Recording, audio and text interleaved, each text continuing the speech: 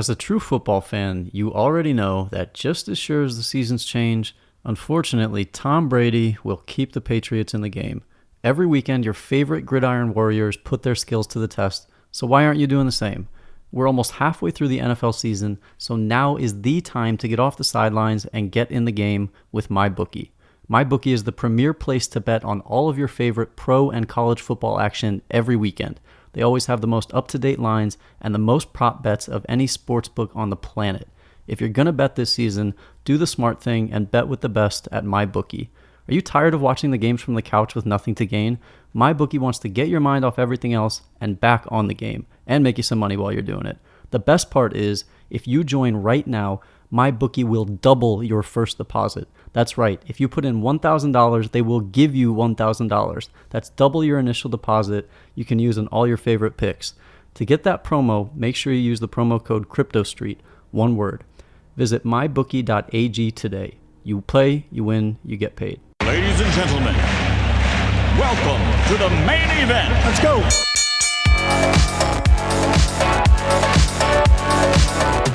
Round one, fight. Thank you for tuning in to the Crypto Street Podcast.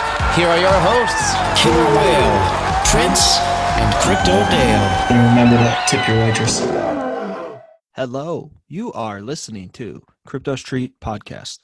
I am your host, Dale. That was really blown. I thought I was going to try to sound like a robot, and it sucked. No, you did. You aren't a robot, though, Dale. You're Dale. Or am I? You know what that reminded me of? You know, in the intro of Rogan's podcast, it's like the Joe Rogan experience. Like, it was kind of like that voice. It's like a lady robot's voice. Not that you sounded like a lady. Oh, so now I'm a chick. Oh, now you're assuming genders. I think if you got more nasal into it, you know, just really like maybe plug your nose and really, I think you could have improved it. But you know, this is something. This is something we can work on. You know, off the show. I don't think it's a computer I programmed, for the record, by the way. Yeah, we're all in the process of replacing ourselves with robots that just do it for us. Yeah, just type. Like, we're listening, but we're typing what we want the robots to actually say. Yeah. So what's up, guys? Not too much, bro. Just living my best life, or trying to, or whatever. Of course you are. What is your like? I don't know. When people say that, it's like, yeah, living my best life, man. It's like, well, what the hell is your best life? Like, I don't know. Like, but I'm gonna go with the saying because it's kind of on that genre of living the dream. Yeah.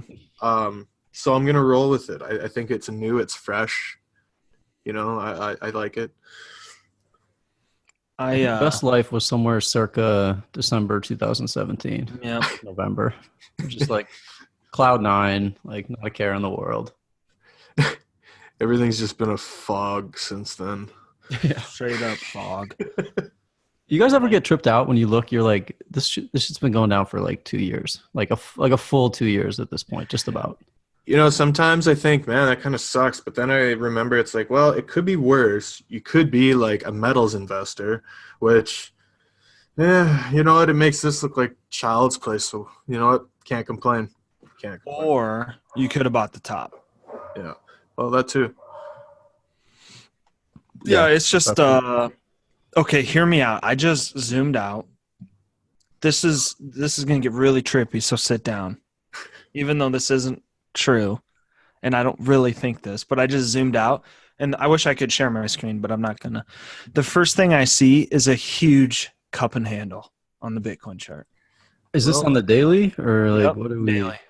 I'm not even gonna look at it, Dale. I'm not. It's like a huge. It's a really shitty cup and handle. I had the same thought. Like it's kind of a ridiculous looking cup. Like the right side's like twice as high as the left. But I've seen some people trying to toss this out there on the web. I don't like it. I'm just gonna say that right now. I don't like it. You pipe down with your doubt. Okay, I understand. You know, there's. You know, you look at it and there's that natural inclination like, hey, this could be like some, like, I don't know, just garbage cup and handle that is just like completely deformed. But hey, it could work. I just don't like it. You know, I don't know. I like to, I'm still optimistic, but I just don't like the cup and handle. Take your negativity elsewhere. I got, you know, I'm just trying, you know, I don't mean to take a dump on you, Dale. Oh, but I love steamies. Not what I'm doing, but I've seen this now circulating a bit, and It's I don't You know. know I'm sure what? somebody got the rules out, because there are you'll find some places where they're exact rules, it needs to have this, and this, and the peak cannot go over here, and it's fucking wild, right? So I'm sure, and there's a whole bunch of people at crypto Twitter who are like that. So just be careful, because you probably have them, your reply boys down there, reply guys. Oh God, can you imagine? They'll be just going at you. I feel like it gives us PTSD per se, because I felt like in 17, when things were going, everything was a cup and handle. And shout out Empty Beer Bottle. He kind of got a bunch of followers, I think, from his obscure, cup and handle formations that he would draw and post on Twitter. Yeah. It was pretty good. Well, that was actually the last big rally of Bitcoin. When things really got kicking off, it actually was I think that would be a more reasonable, if you want to call it, that would be called like a cup and handle. Yeah. What we got now, I don't call it that, but my favorite purposefully shitty charts are the ones where they defy time, where the line will go backwards and up. It starts to curve back on itself. I don't know if you guys have seen these. I'm gonna just start doing a lot of different GAN fans all over. I'm gonna have them be different colors for every fan part, so it's just gonna be absolutely insane to look at. I'm gonna add in, I think, some moon phases, lunar phases. I'm thinking I'm just gonna go wild. Some new indicators, I'm just gonna spice things up. I've had the same boring chart. I've been looking at the same setup style for the last, I don't know, 6 months probably now, and I need to change it up. I need to change it's just terrible. I'm just getting bored. Think we all read that Kaz article, right? A few months ago, where you look at some of his charts with the swirly things and the fractal type, and they look like complete nonsense. But I can't say anything because he's called a lot of things really correctly. I'm just in it for the visual appeal at this point. Chris doesn't even care if his chart's right. He wants it to look good. I just need to spice things up. All about looking good. Yeah, it's just boring. So while we're on it, we've been kind of talking and bullshitting about the Bitcoin chart. Currently on BitMEX, it's about right under 7,500, mid 74s. So what do you guys think on this? Here we're down quite a bit today or yesterday. Or today it is actually, sorry. So looks like today is the 23rd. The opening was about just north of 8,000, and where we're at now. So what are you guys thinking? Well, I remain optimistic, as my stance has been. That's if we go below 7K, then all of a sudden I start probably getting pretty worried there, for what I'm watching for anyways. But yeah, I'm still I don't know, let's see what happens down here, right? Let's see how this weekly ends up, and things are getting, I don't know, I don't really like using a lot of indicators in general. I know we were just bullshitting around earlier about, I'm going to dress my chart up with all this shit. But, reality is I really don't use many indicators, but I don't know, I know people who do, and a big common thing is some indicators on the larger time frames are getting pretty exhausted, just from the selling. So it'd be curious, I was are we going to get a balance? And still, I'm the volume is it's just unimpressive. It's still just bleh. Give me something here to get excited about either way, but it's just, it's bleh. So I don't know, but I'm still, it's the thing that's kind of, I find most interesting right now is just the speed at which volatility has been getting crushed, in the last, especially 2 months. It's at the end of September, we had that big move down from the, 10Ks and all that. And volatility shot up, implied shot up pretty hard. And it got crushed fast. And then today, it kind of hits this low 60s, area. And then we're seeing, okay, this is like maybe a bounce zone volatility wise. So, and we get this bounce today, but again, it's like, it's not giving it a whole lot of juice. It's still just like, wow, okay, what's going on here? Like, it's just been just volatility death in so many ways.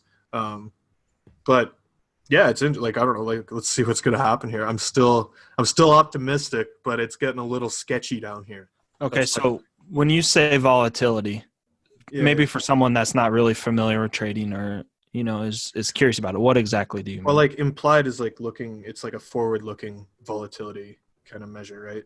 So it's how the market's pricing, how do we think the market's going to act going forward, right? And so that's how implied is kind of looked at. And yeah, it keeps getting crushed down. Like, it's pretty interesting. Where usually it's up there quite a bit. It's pretty normal in the past to see it up in that like 80, 90s range. And now it's kind of, it seems to be pretty common to be seeing it in the 60s. And it's like, okay, like, this is kind of interesting. Like, so yeah. Something in particular, or well, there's open to interpretation. Yeah, that's the thing, right? It's open to interpretation, but typically too, there's volatility, like there's levels, right? It's like, you guys ever watch the VIX, like in the traditional markets? Mm-hmm. Yeah. Right. So you can watch the VIX and, say that VIX gets down to a historical level, right? And then you can start saying, okay, well, I'd say there's probably a good chance like volatility is going to pick up here in the market, because that's what the VIX is watching.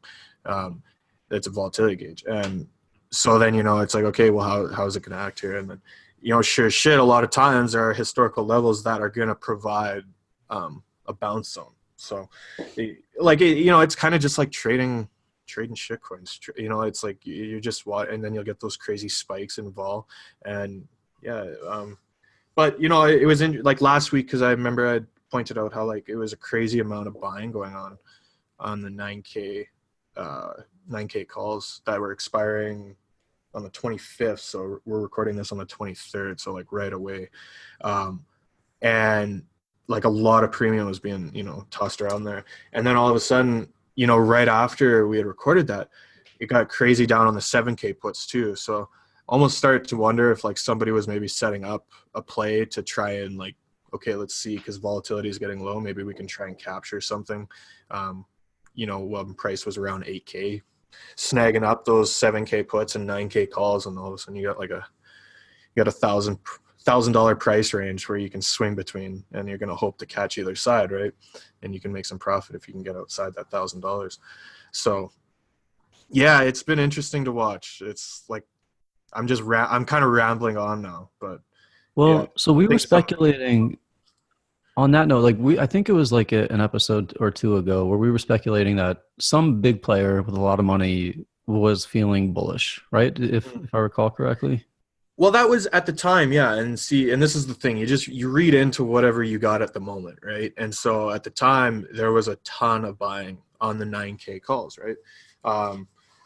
And then, the 7Ks, there was action, but it wasn't anything worth, like spiking the radar. But then like the following day really, and the following days after, then the 7K puts got really heavy. So it's going to be interesting, like in these next few days, how are we going to close? Are we going to be below 7K, to get those puts in the money?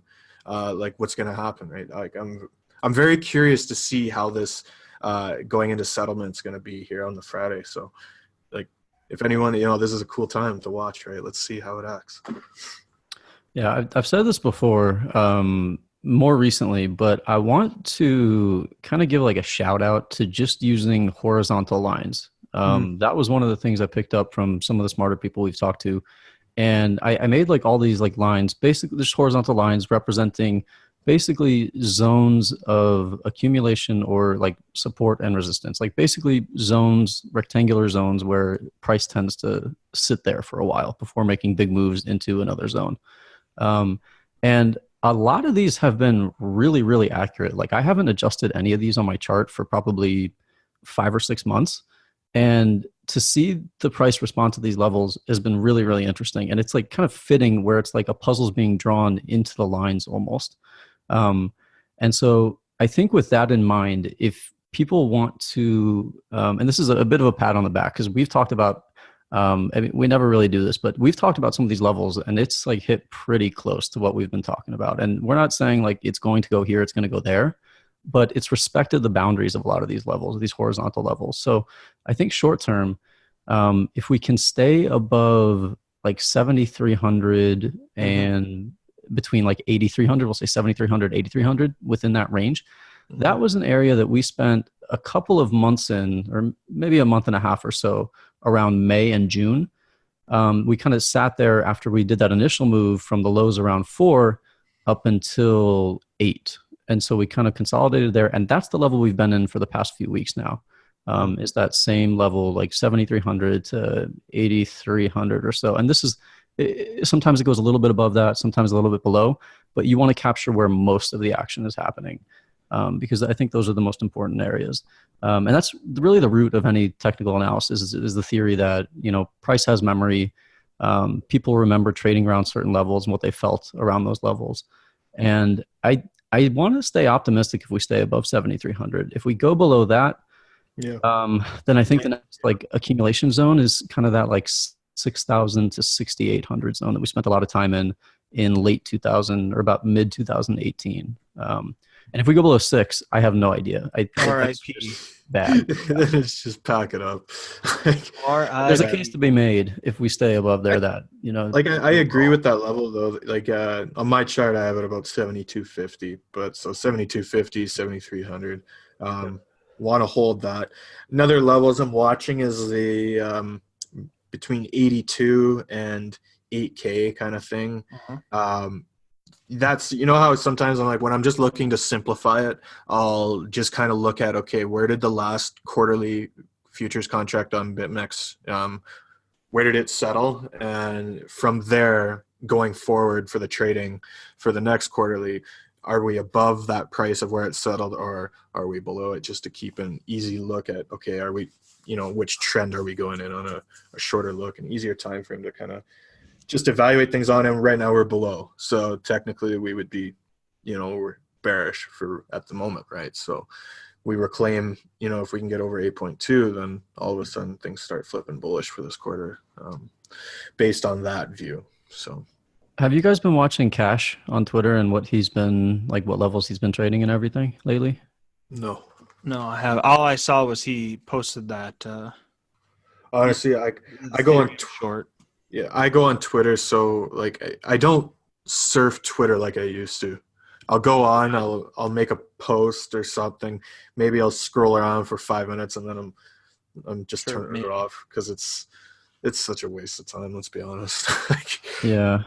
Well, he had a trade that I was kind of eyeing that I actually tailed, which was like a buy around 8,100, and then I think his stop was tighter than mine was. Mine was like around 8,000 or so. But I've since been stopped out of that. Not to say that's anything on Cash. He's an amazing trader. That was a good. Actually, I know the trade. I know that. I liked that trade. That was fine. Like I remember, actually, the only thing that saved my ass today was I opened up a short around 82 yesterday with a stop around 83.50, and so that, and it wasn't like I was, you know, bringing in the money today on the drop. It was more of a hedge, right, on a bunch of other positions I had that were bullish in nature. So thank God I had that, because it would have been a shitty day if I didn't.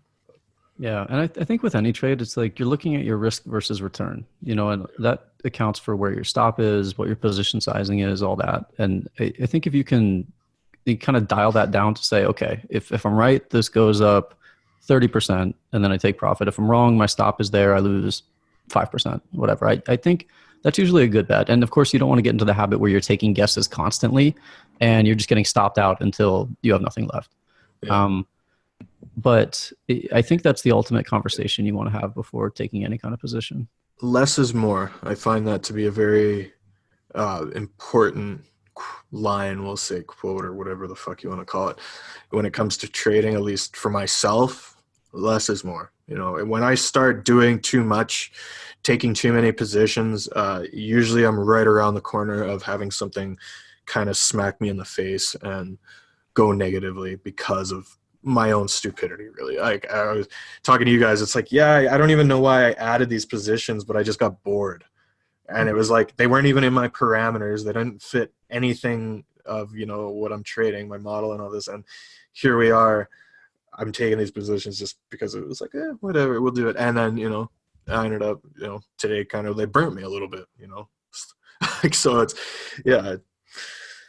I think the less is more thing applies to so many different things too. It can be leverage, position size, just trading activity in general. Like you said, just trade less often. Yeah. I mean, there's so many things. It's a really good rule of thumb. Yeah. It's a hard one to kind of come to grasp with too, because natural human tendency is we want to get in there and yes, you know, we all think we're smarter than everybody too. Yeah, and we want to feel like we're doing something, right? I think that's another thing is you want to feel like you're actually doing something, because a lot of times, you know, good trading isn't exactly, you know, always entering and exiting trades, right? It can be just sitting on a trade for months at a time. So yeah.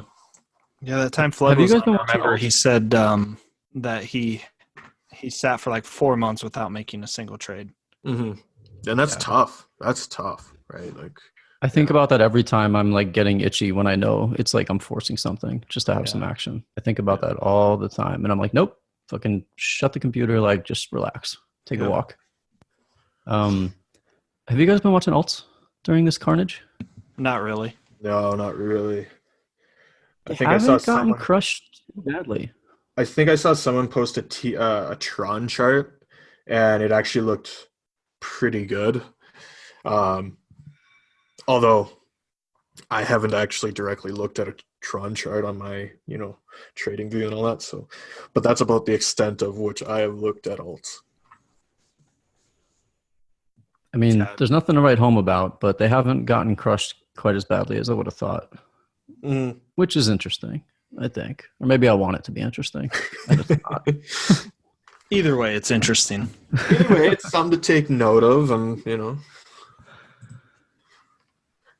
Yeah, I think, do you guys have like a larger term, like thesis on where we're heading the next, like, let's say year? I know that's tough, but. This is why I stay optimistic, because I think longer term, it's hard not to be, you know, on the bull side. You know, I think if you're into crypto, you're in Bitcoin, I think you're rather bullish, or especially over these next, you know, year, 2 years, right? Like, I think that's kind of comes with the territory. You know, there's a lot going on. There's the halving, all that stuff for Bitcoin. And so, yeah, you know, I got to stay optimistic until it gets to a point where maybe it's just too painful to be optimistic. But the thing is too, I don't think we're just saying that, because like I think of some of the evidence, like some of the comparisons to previous bubbles bursting and the recoveries afterwards, and there are some pretty compelling charts. So I don't think it's really grasping for straws. Like some of the best evidence I've seen, or some of the most compelling stuff, has been that we should have a pretty good 2020. And the thing is, when we're in it, like these flat periods and these down periods, they feel excruciatingly long. Yeah. But if you look back at history, I mean, this is kind of around how long everything was flat and down after 2014 or 2015. And I think we may not actually like see extreme bullishness until like early midsummer of 2020. I think that's very possible, where we just kind of are flat and a little bit higher, a little bit lower. But I think that's a really good point, where you mentioned, you know, where we don't see like that extreme bullishness, because typically the extreme bullishness is, you know, that's you're not going to get that at the start of a cycle. You know, you might get some people. You're still not going to get a ton of people. Even I would say mid-cycle, you're still going to have a lot of naysayers, right? It's when everybody starts getting stupid, you know, like the Wall Street Journal like headlines, everybody's getting hilarious rich, but except for you, right? It's like, that's the moments where it's like, okay, now everybody, you know, there's no doubters anymore, because all these doubters have been silenced so many times over, because it keeps going against their theories, right? So yeah, I think that's a good thing to bring up there. I mean, just look at this, just like as a kind of perspective thing. The price around like April 1st was about 4,300 roughly. And so even after all this crap we've gone through in the past few days, we're up like double that right now. I mean, it's like, and Put it into that's perspective. It's I like, mean, not quite double, but like almost, yeah, and that's like a really, really good return. If you just buy and held, it has felt like shit. But if you like really look at it, like that's bullish. I mean, within any kind of trend, there are ups and downs. But Well, and we've had a yearly high of just under 14K. So I mean, yeah, like it's been a good year. Anyone, you can't say it's been a bad year. If you're a crypto, I think. Yeah. Well, I guess you could if you're a big alt holder, but for Bitcoin itself, it's been a really good year. So yeah, there's a lot of positives, and that's where I still am optimistic, and especially going forward on a longer time frame. Going forward, it's hard not to be optimistic, right? Like, here we go. New all-time high next year on Bitcoin. And alt season starts, I agree, probably August of 2020. Book it. August 2020. Yep. I think that's as good a date as any. I like that.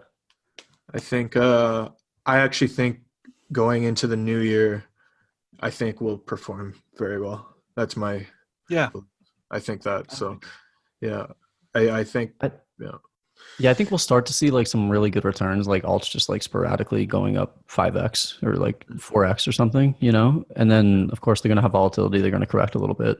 But I think you made a great point about like the really crazy upward movements are not till the very end. Like take like a 7-year chart or like an 8-year chart. I mean, you get really, really good returns before that spike at the very end that lasts like 4 months where it's just everybody's losing their minds. Yeah, especially, now like going back, going through the last kind of bull market, you can look back and you can relate, you can kind of pinpoint, market psychology of, at least people that you knew, right? Going through the price ranges. And yeah, for at least like going back to me, it's like, the attitude didn't get like stupid until, it was going over 14K. And then everything was just like, holy shit. And that was like, and when I say attitude getting stupid, I mean like, it was like, who gives a shit? I'm printing money right now. Right. Yes. Like that was the attitude of people. And so you don't think about buying anything. It's just like whatever it costs. But that wasn't the attitude in the whole lead up from, 1,000 up. Right. Like it was still, there was still a lot of naysayers, even, through those whole times. So, yeah. Yeah. I'm taking a look, just like for some perspective, I'm taking a look at the lead up in 2017, and it really didn't go like completely vertical. This is on like a weekly chart until mid-November, I would say, of 17, just to give you an idea. And it was at like 7,000 at that point. Okay. So we went from 7 to 20 in like a month, less than a month even. It was absolute insanity.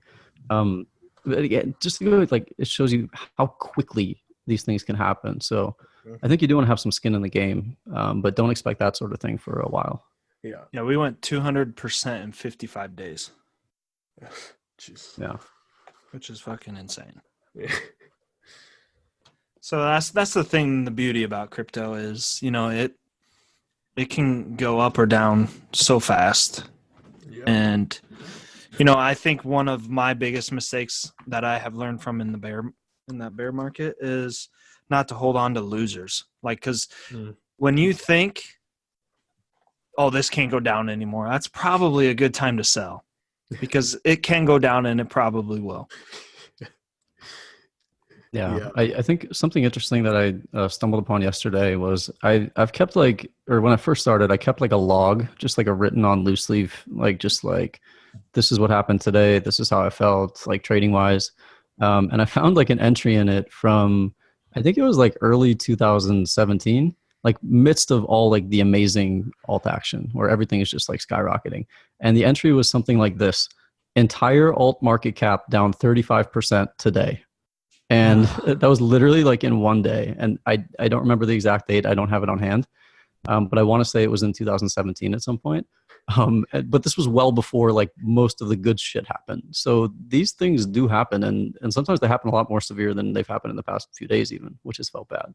Yeah. Um, All I can think is I was just waiting for you to say entire alt market cap is down 35%.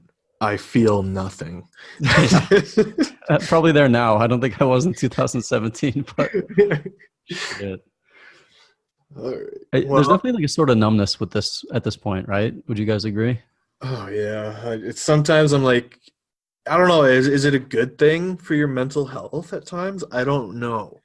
I think it's a good thing for trading, not mental health. Probably. Yeah, it's definitely taken, it takes a toll on a person, right? I don't think there's anybody who is in the markets all the time who will say, no, it doesn't take its toll. It's just about managing it, right? That's the tough part. But yeah, I definitely think it's a lot healthier if you have things in place, and that can kind of help your sanity. You stick to your plan. Well, you need to do shit outside of the markets, so just walk away from the screen at times, which is not easy to do, but I think and there is kind of a time where it literally is worth it to watch a chart almost 24/7 if you can. I remember those periods in 2017 where you felt if you weren't sitting at a computer, you were losing money, or because it was so easy, there were so many different opportunities.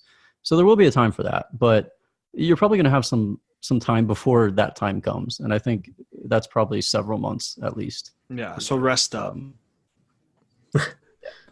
Rest up. All right. Let's give an update on fantasy football and our fantasy altcoin whatnot. So for those that don't know, we do a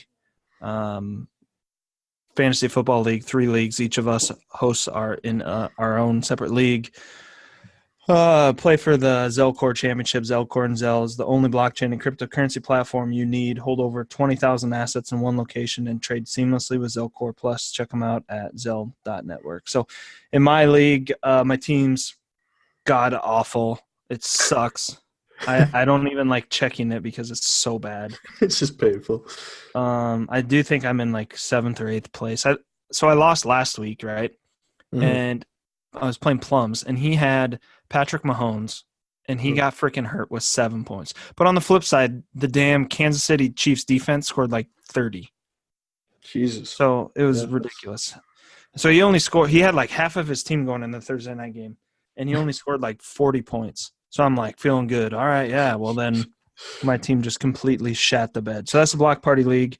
Block Party leverages digital identity, blockchain, and smart contract technology to bring you transparency, security, and fairness to the ticketing process. For event creators and attendees, check them out more. Find out more information at goblockparty.com. Shooter McDarren, the only undefeated team remaining in the league. He is 7-0. I'd probably beat him. Huh? I'd probably beat him. Maybe in the first couple weeks. He scored 865.2 points, so he needs to get beat, plain and simple. In the Ardor League, that's Wales. Ardor is a platform for businesses and developers that provides quick, easy, cost-effective, and scalable ways to use the blockchain. Check them out, ardorplatform.org. And the update everyone wants to hear is Whale is no longer in last place in his own league. So yes. That's huge. Big W last week for you, Will. By half a point, too. By half a point. That's all you needed. I won. All you needed. Well, I'm 4 on the year. How can I even be contending for last? I'm middle of the road. I know, but I think your league is probably the most balanced as far as record-wise. But Dynasty 13 is in the lead at 5-2. He scored 935 points. And Prince's League, it's ohiobitcoin.com. It's a crypto market capitalization price index website. It's got all the same tools as all the other pricing indexes with real-time price data. GTmetrics.com gave him an A. Check him out at ohiobitcoin.com. And Mike Hawk is 6-1, scored 920 points. And Prince, let's hear it about your team. Who was that? Big Mike Hawk. I beat him in the first week. Don't worry about it. So you're his sole loss. Yeah. I am now 3-4. Had a big win this past week. The boys were going. They were feeling it. No more losing streak. And get this, right? I'm in the last playoff position in my league right now. Yep. With a 3-4 record. Meanwhile, I have the second most points scored in the entire league. The only person who's ahead of me is Mike Hawk there. the Scranton Stranglers or whatever. Yeah, he's the only one who's ahead of me. Like here I am with a 3-4 record, and I have the second most points scored in the league. It's pretty incredible. Yeah, it's something else. Said you got a big victory. You got to temper the expectations in that locker room. You got to go, okay, we're still fighting. We got to win, but don't let it go to your heads. Yep. You say, you know what? Every W is big, but this one might have been a tinge bigger, and next week's is going to be just a tinge bigger. You know what happened? The coach actually walked out on the boys. I remember you saying that. Yeah, me and the coach, we were having some issues, and so he walked out just before the weekend. And you know what? The guys rallied.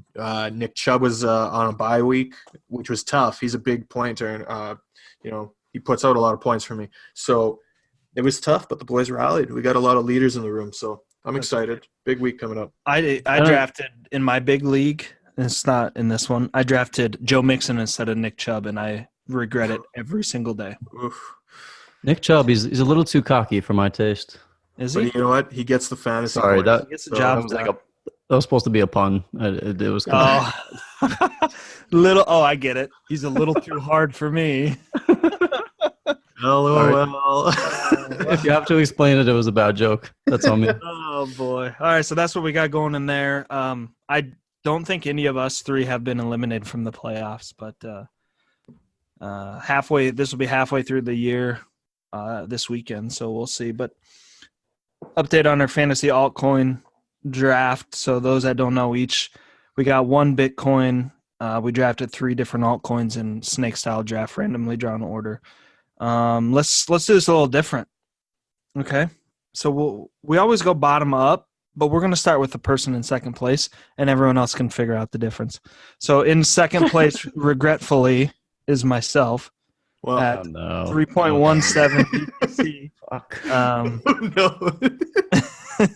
And my top gainer is the Ardor at 1.21 BTC, and Monero's my lowest at 0.89. So what do you guys want, last or first? Wait, real quick, what's your total value at this point? 3.17. Okay. That is down from last week. I had 3.34. I know I'm last, so let's just get me out of the way. So you're right. In last is Whale with 2.71.